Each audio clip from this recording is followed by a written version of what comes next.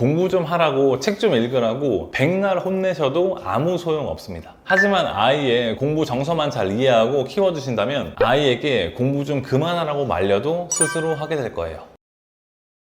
안녕하세요, 성장수학입니다. 공부 정서는 단순히 학창시절 성적뿐 아니라 인생 전반에 있어서까지의 상당히 큰 영향을 미치는 중요한 요소인데요. 부모님의 양육 방식에 따라 아이의 공부 정서가 극대화될 수도 반대로 사라지게 만들 수도 있습니다. 문제는 많은 부모님들이 이런 원리와 방법들을 잘 몰라서 바람과는 다르게 아이가 공부를 싫어할 수밖에 없게 만드는 실수들이 정말 많습니다. 그래서 오늘 제가 아이들의 공부 정서를 파괴하는 부모님들의 대표적인 행동과 태도 3가지를 알려드리겠습니다. 영상 끝까지 보시고 아이에게 적용하신다면 아이가 눈에 띄게 좋아지는 게 실시간으로 느껴질 거라고 확신합니다. 첫 번째, 결과 지향주의적인 태도입니다. 이미 많이 들어보셨던 얘기일 것 같은데요. 사실 결과라는 게 100% 노력만으로 만들어지는 게 아닙니다. 운도 반드시 어느 정도 따라줘야 성공적인 결과가 나오기 마련이에요. 하지만 과정보다 결과를 지나치게 우선시하게 되면 자신의 의도와 계획과는 다른 결과를 마주쳤을 때 스스로를 더욱 좌절하게 만듭니다.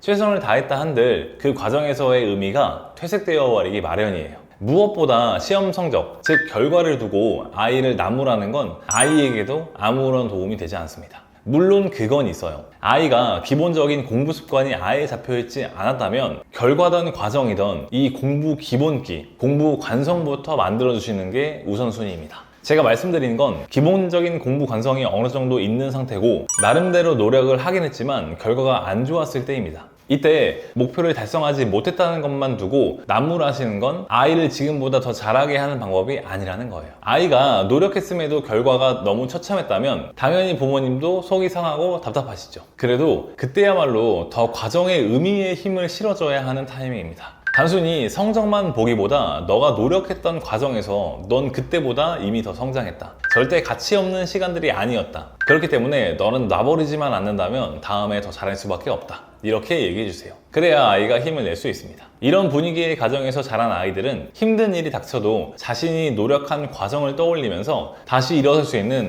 회복 탄력성이 강해집니다. 이게 곧 공부에 있어서도 강인한 멘탈로 자리 잡게 되거든요. 공부 정서는 결과물로만 생기는 게 아니라는 점 꼭 기억해 주세요. 두 번째, 노력은 힘들고 괴로운 것이라는 인식을 만드는 언행입니다. 공부를 포함해서 뭐가 됐던 목표를 세우고 그 목표를 향해 달려가는 과정은 당연히 힘들고 어려운 게 맞습니다. 하지만 이게 무조건 고통이기만 하는 건 아니죠. 그 과정에서 중간중간에 즐거움과 만족감이 생기는 구간들도 분명히 있어요. 맞습니다. 포인트는 성취감이에요. 이걸 제대로 경험하지 못하면 이 성취감의 존재 자체를 모르기도 하고요. 경험을 해봤다고 해도 그 경험이 너무 부족하면 머리로만 인식하고 있는 수준에서 그칩니다. 문제는 이게 비단 아이들뿐만 아니라 성인들, 부모님들에게도 해당이 된다는 거예요. 혹은 공부를 너무 비관적인 관점으로만 바라보는 부모님들도 계신데요. 이런 것들이 부족한 부모님들은 아이들에게도 이 성취감의 가치를 가르치는 데 있어 한계가 명확할 수밖에 없습니다.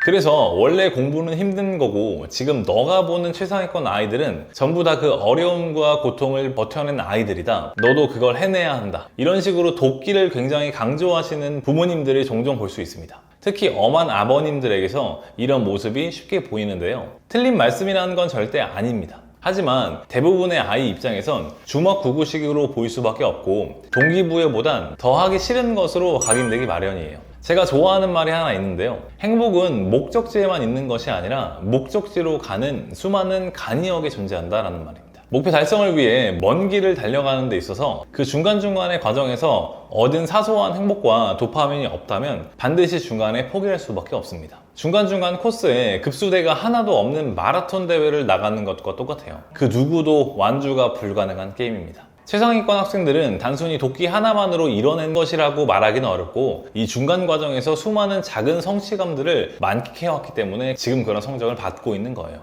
따라서 아이에게 공부를 가시밭길로만 생각하지 않게끔 지도해주세요. 분명히 즐기면서 잘하는 아이들은 존재합니다. 이런 아이들이라 해서 맨날 재밌게만 하는 건 아니지만 겪어야 할 고통을 최소한으로만 겪는 방법은 분명히 있다는 거예요. 만약 혹시나 이런 관점들을 놓쳐오셨다면 지금부터라도 아이에게 긍정적인 방향으로 생각할 수 있는 기회들을 계속해서 만들어주시고 의미를 부여해 주시기 바랍니다. 공부 정서의 필수 불가결한 요소를 딱 하나 꼽자면 바로 성취감이거든요. 세 번째, 수용하지 않고 강압적이만 한 태도입니다. 아이가 선을 넘지 않고 올바른 행동을 계속해서 해나갈 수 있게 잡아주는 건 당연한 부모의 역할입니다. 이 과정 속에서 상당히 강압적으로 찍어 누르는 부모님들도 많은데요. 마음은 이해가 갑니다만 절대 그렇게 하시면 안 됩니다. 이렇게 하면 아이는 공포심 때문에 펜을 잡게 되고 공부를 할 때마다 공포심이 자연스럽게 같이 떠오르는 정서로 아이의 굳어버릴 위험이 있습니다. 그러면 정녕 어떻게 해야 하나, 말 안 듣는 애를 그냥 가만히 냅두나 이렇게 생각하실 수 있는데요. 가장 중요한 건 아이의 마음을 100% 수용할 수 있게 노력하고 아이의 마음속 정서로 깊게 들어가야만 하는 것입니다. 그래야